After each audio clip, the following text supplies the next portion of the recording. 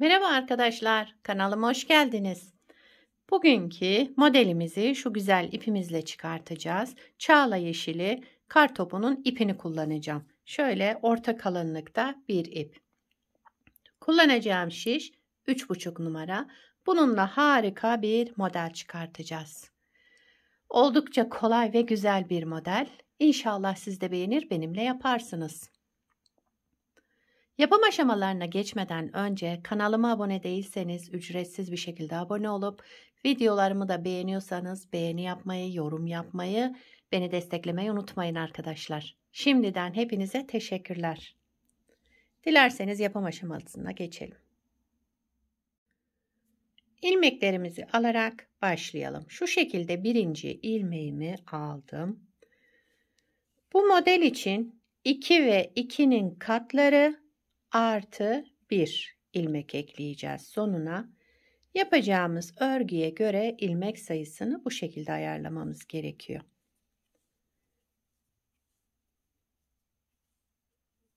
Şöyle. Ben küçük bir anlatım yapacağım. Onun için az bir ilmek sayısına ihtiyacım var. Hemen sayalım şöyle. 2, 4, 6, 8, 10, 12, 14, 15. 15 ilmekle modelimi kurmaya başlıyorum.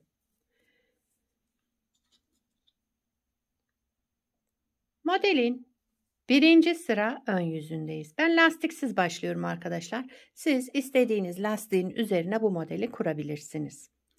Birinci sıra ön yüzünde bütün ilmeklerimi düz örüyorum. Bir sıra düz örüyorum. Birinci sıra ön yüzündeyiz.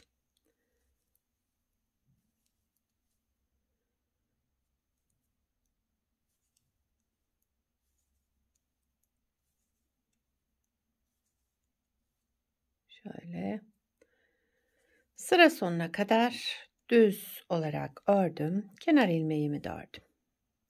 İkinci sıra arka yüzündeyiz. Kenar ilmeğimi örmeden aldım. Bir sıra ters örüyorum. İkinci sıra arka yüzünde ilmeklerimizi ters olarak örelim. Siz lastik yaptıktan sonra lastiğin ön yüzünde birinci sırayı kurmaya başlayabilirsiniz.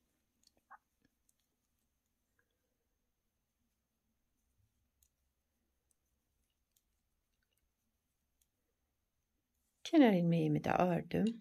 İkinci sıra arka yüzünde ilmeklerimi ters olarak ördüm. Üçüncü sıra ön yüzüne geçtik modelin. Kenar ilmeğimi örmeden aldım. Sıradaki ilmeğimi düz örüyorum. Kenar ilmeğinden sonra bir ilmek düz örelim. Daha sonra bir kez doladım. Şöyle bir artırma yaptım. 2 ilmeğimi ikisini bir düz örerek tek ilmeğe düşürdüm. Bir doladım. 2 ilmeği bir düz ördüm. Yani sola doğru kesme işlemi yapıyoruz. Bir ilmek doladım. 2 ilmeği bir düz ördüm. Bir doladım. 2 ilmeği bir aldım. Düz örerek tek ilmeğe düşürdüm. Bir doladım. 2 ilmeği aldım. Tek ilmeğe düşürdüm. Bir doladım. Son 2 ilmeğim kaldı. Onu da ikisini bir kestim şöyle. Sıra sonunda artırma yapmıyoruz arkadaşlar. Bakın kesme işlemi yapmadan önce burada artırma yapmıştık.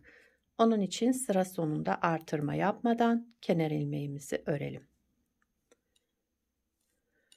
Üçüncü sıra ön yüzünde bu işlemleri yaptım. Dördüncü sıra arka yüzündeyim modelin. Kenar ilmeğimi örmeden aldım. Ters olan ilmeğimi ters ördüm. Bakın bir ters. Bu artırma yaptığım ajurlu olan ilmeğimi düz örüyorum. Bu ilmeğimi ters, ajurumu düz. Yani bir ters, bir düz. Dördüncü sıra arka yüzünde ajur olan ilmeğimizi düz, diğer ilmeğimi ters. Sadece ajurluyu düz örüyoruz. Diğerini de ters örüyoruz.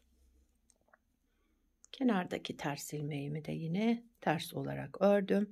Kenar ilmeğimi de ördüm. Modeli bir kez kurmuş olduk arkadaşlar. Bakın modelimiz 4 sıradan oluşan harika bir model. Şöyle göstereyim. Hep bu 4 sıranın tekrarını yapacağız. Şu an bir kez kurmuş olduk. Modelimizi ikinci kez kuralım. Modelin birinci sıra ön yüzündeyiz. Kenar ilmeğimi örmeden aldığım bütün ilmeklerimi düz örüyorum. Birinci sıra ön yüzünde ilmeklerimizi düz örerek devam edelim.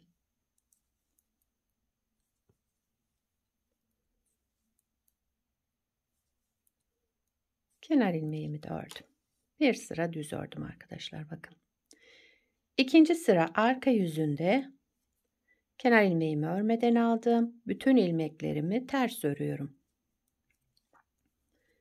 Yani birinci sıra ön yüzünde düz, ikinci sıra arka yüzünde ters olarak örelim ilmeklerimizi.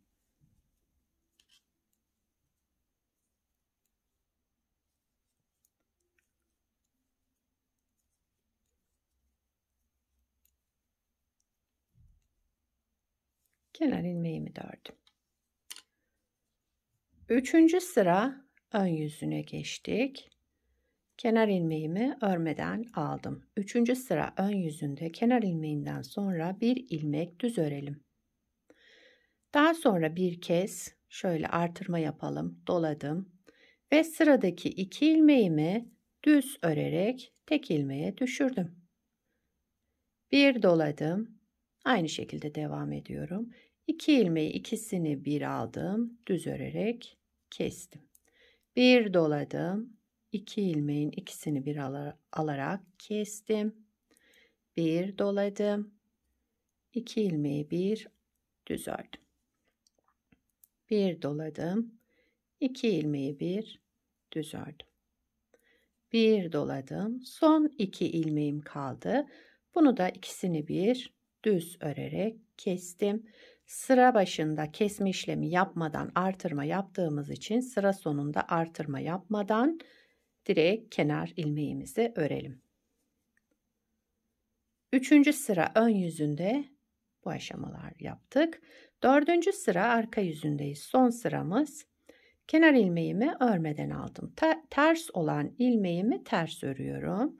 Bu ajurlu, yani artırma yaptığım ilmeğimi de düz örüyorum.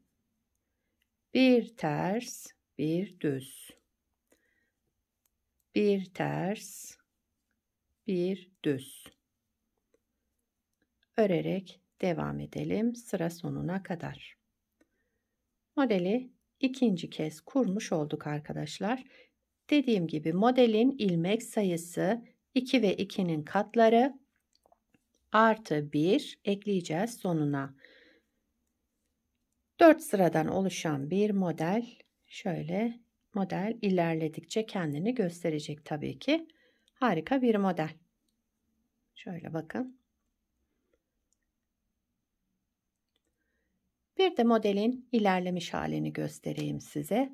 Bunu 2 kez beraber kurduk. Bunu da daha önce yaptım ben. Şöyle. Bunu lastik üzerine yaptım. Bunu lastiksiz başladık direkt şöyle. Dediğim gibi model lastik istiyor arkadaşlar aslında. Bakın kıvrılma yapar ilerledikçe. Siz de buna uygun istediğiniz lastiği de yapabilirsiniz. Bunda da şöyle hazır lastik uyguladım bunda. Kanalımda yapımı var arkadaşlar. İsterseniz de aşağıya linkini bırakabilirim. Yapmak isteyenler olursa. Evet, modelimiz böyle arkadaşlar. Bakın gayet güzel ve şöyle yapımı da oldukça kolay bir model. Modelin arka yüzü de bu şekilde. Yakadan başlama örgülerinizde de şöyle bir görüntüsü olacak.